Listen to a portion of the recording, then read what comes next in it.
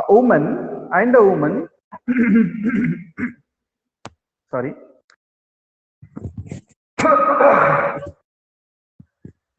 and a woman who held a baby against her bosom. Bosom refers to heart. Who was holding a small child. She was carrying a child in her hand. And a baby and a woman who held a baby against her bosom said, "Speak to us of children. Speak to us of children. Say something about the children. Guide us with the children." And he said, he refers to Al Mustafa, the prophet. He refers to whom? He refers to the prophet. And he said, "Your children are not your children." Very, very revolutionary answer, right? Your children are not your children. What does that mean then? Are they some other children? Are they children from other parents? No, no, not like that. Don't get confused with these things. Your children are not your children. Then who are they? They are the sons and the daughters of the life longing for itself. Who are they then? Who are the children? They are sons and daughters of the life longing for itself. Life which is waiting for itself. Longing, waiting.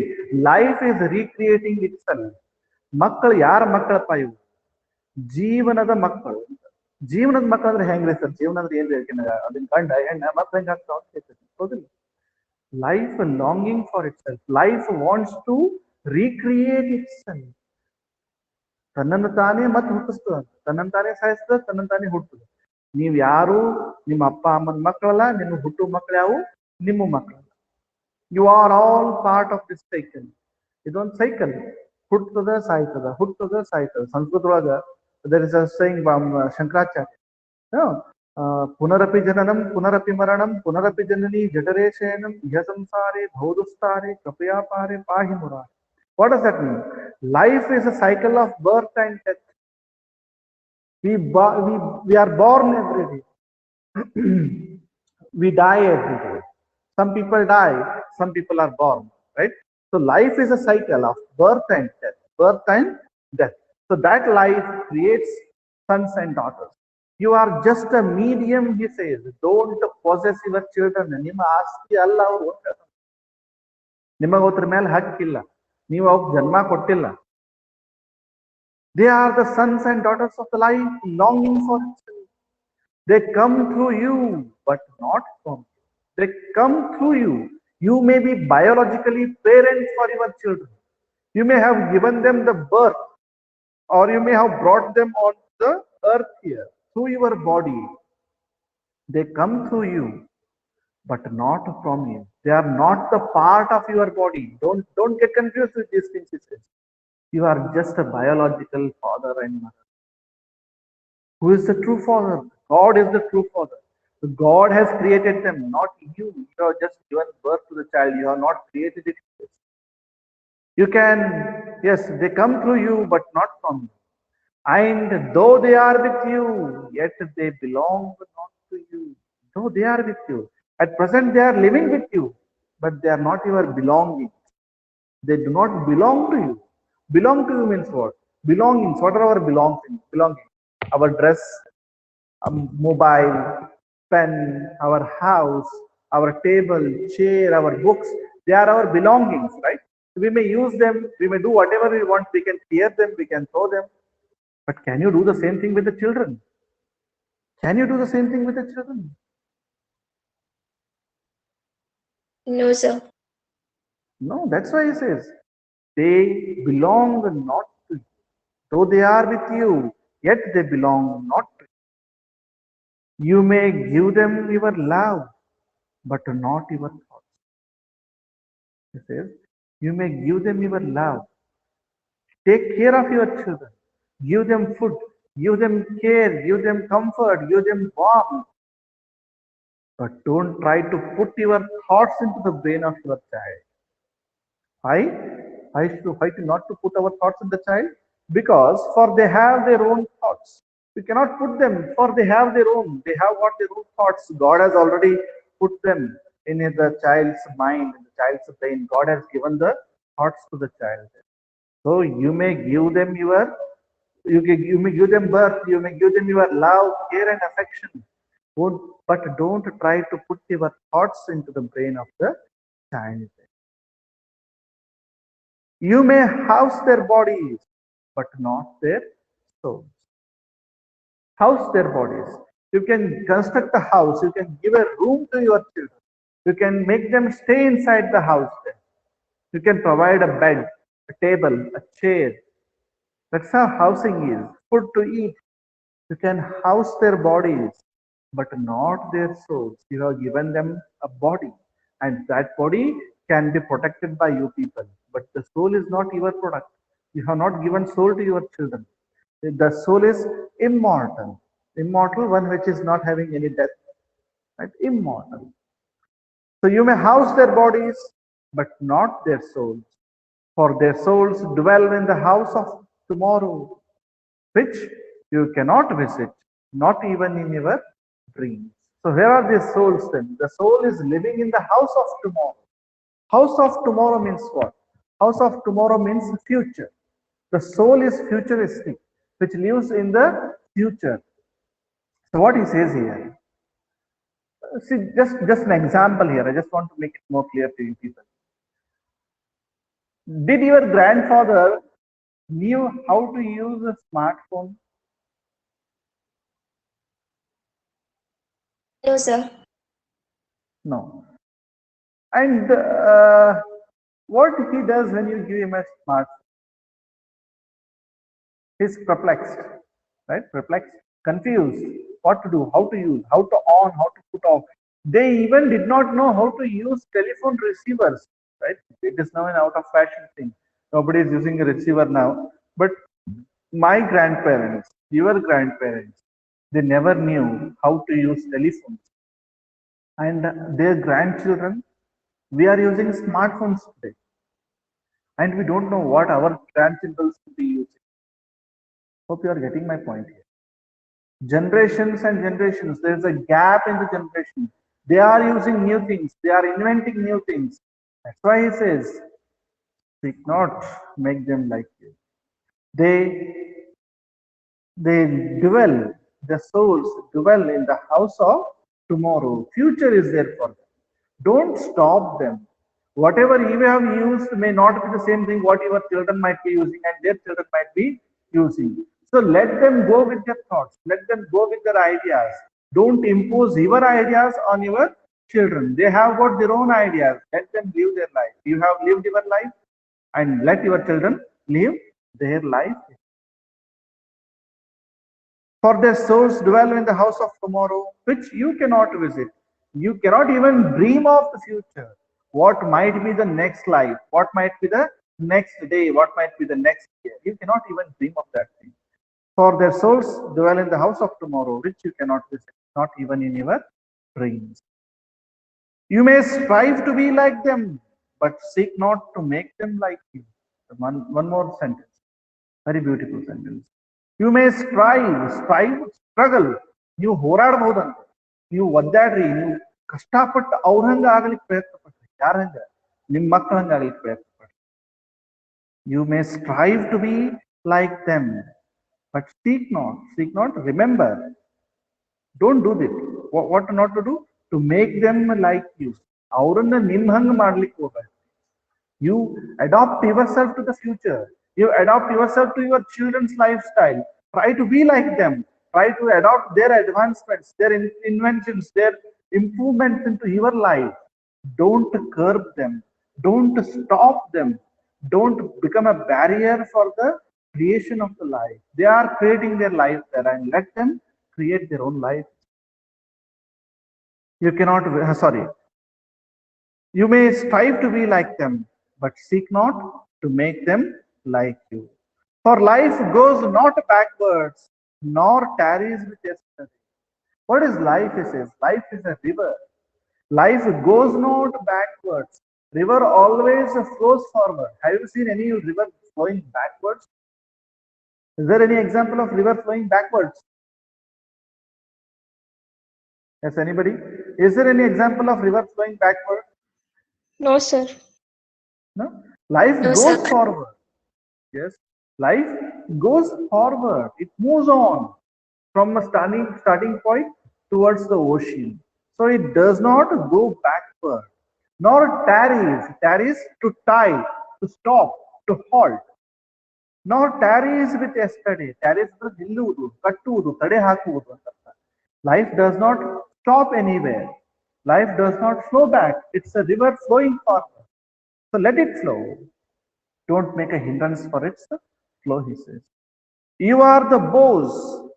See the next line. I have already shared a picture with you people when I was giving this thing. I have shared this picture, right? Have you seen that picture with the poem attached with the poem? Yes. So what is here? You are the bows from which your children as living arrows are sent forth. So he is asking the parents to be a bow. So what is this bow and arrow? Bow and arrow. If you remember your high school, yes, yes, please. Archery. Archery. Okay, good. Archery. Bow and arrow is archery. Fine. So if you remember your science classes of your high school, recollect the concept of kinetic energy and potential energy. What is kinetic energy? Energy which is flowing. Yes, and potential energy?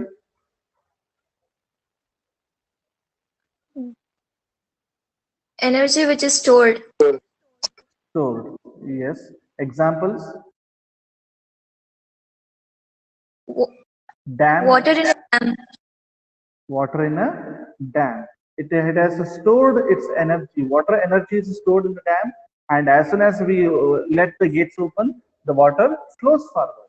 In the same way, the bow and arrow are. Bow is an example of potential energy, and arrow is an example of kinetic energy or energy which is in movement. So he says, you must be the dam, the potentialities of your children's energy. You must store them, he says. You are the bows from which your children as living arrows are sent forth. For parents, he is saying, see, God is giving you the energy. Store it with you and pass it on to your children. Let them move forward. Don't stop them. Don't drag them back. Don't tarry them. Don't tie them towards a post. Don't make them stagnant. Let them flow. Fill energy in them. Motivate them. Give whatever they want. And let them achieve their ideas, their goals, their achievements.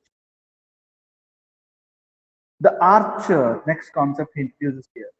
So parents refer to bow, children refer to arrow, and the archer is referring to God. The archer sees the mark upon the path of infinite, and he bends you with his might, that his arrow may go swift and fast. So what is the archer doing here? Archer has fixed a mark upon the path of infinite. This is an infinite path. Life, which is creating itself, is on a journey of infinity. Means endlessness, deathlessness, non-stop journey it is. Infinite. Your statistics students know that infinite means what? What is infinite? Infinity. Which is Endless. countless. Which is endless. So that infinity he is referring here. Life is infinite. Infinite, endless. There is no end to life. And on that journey of endlessness, the God has fixed a mark for every child. Your journey is from this point to this point. He fixes the path. He fills that energy into our parents so that we as living arrows are sent forth from that goal to reach our predefined, pre-decided destination. Whatever we achieve, it is not our achievement. Whatever our parents are giving, it is not their achievement. Everything is pre-planned. Everything God has planned for us. He is the archer. We are just bows and arrow in his hand. And our parents are bows. We are the arrows. The God is shooting us to reach the goal what he has decided. So never get confused with God's ways. God might be giving a lot of energy to your parents. Some parents are rich, some parents are poor. Some parents have capacity to make you learn in the best of the colleges, and some parents are not even capable enough to make you learn in the very cheapest of the colleges too. Fine, because your goals are different. There is nothing that education makes man. There is nothing that life makes man. There is nothing that money makes man. This is only that God makes. God has predecided our destiny. God has said what we are supposed to do. God have plans for every human being born on this earth. So why to worry? Why to fight? Why to struggle? Just live our life as we are living, as God has decided for us. There is nothing left after our death, isn't it? And we are all tiny particles of this creation. We live, we die. Greatest of the kings have died as common people did, right? So, not to stress much about your life. Everything is pre-decided. Just live it happily, accept whatever is given to us. The archer sees the mark upon the path of infinite, and he bends you with his might, energy, strength. God bends means what? God gives you his strength. Bending, stretching the string is bending, right? A bow, the string tied to the bow must be stretched back to create energy. So that stretching, that bending, it should be for joy. It must be of happiness. He bends you with his might, that his arrow may go swift and far. Let your bending in the archer's hand be for gladness. Accept whatever is given to you with happiness. Because he has his own plans and you cannot change his plans, can you? Can you change God's plans? No, sir. So that's why he says, accept it with happiness. What is there in sadness? What is there in making your life miserable? When we start comparing ourselves with others, our life becomes miserable. Our life becomes sad. And we start hating the people who have achieved something more than us, or we start hating ourselves for not achieving what they have. Why to worry about these things? Let the life live its own way. Let your bending in the archer's hand be for gladness. For even as he loves the arrow that flies, so he loves also the bow that is stable. So God has no discrimination. God loves both equally. He loves the children as he loves the parents. Because, you know, today's children are tomorrow's parents, right? Am I wrong?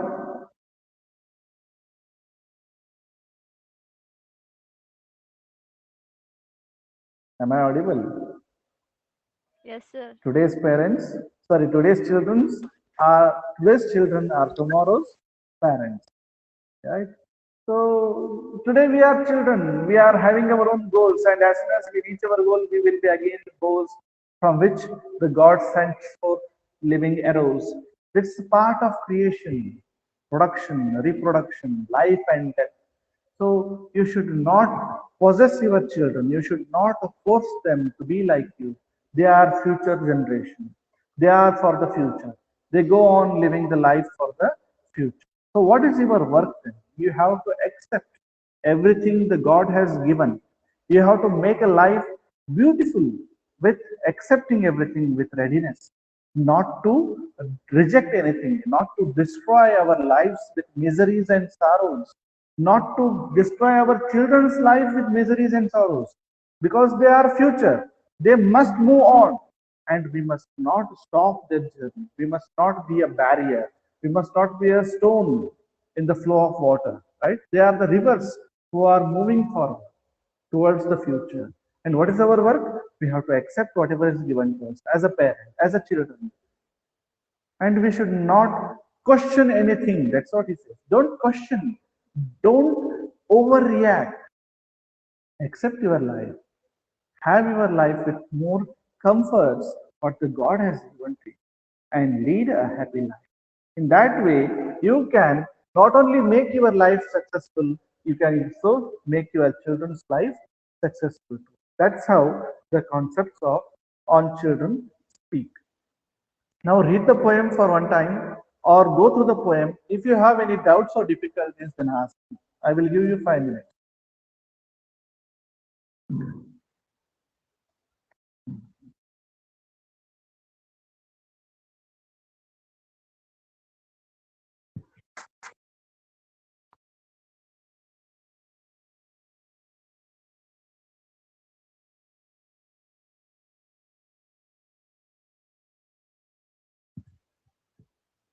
Go through the poem.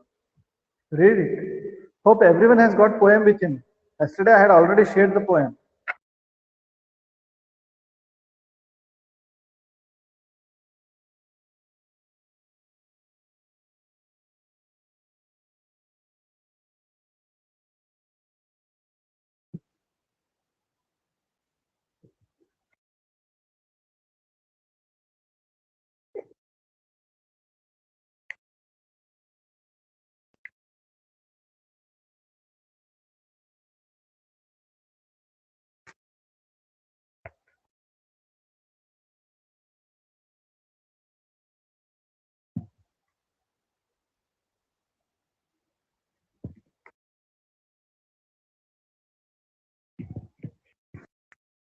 Any doubts?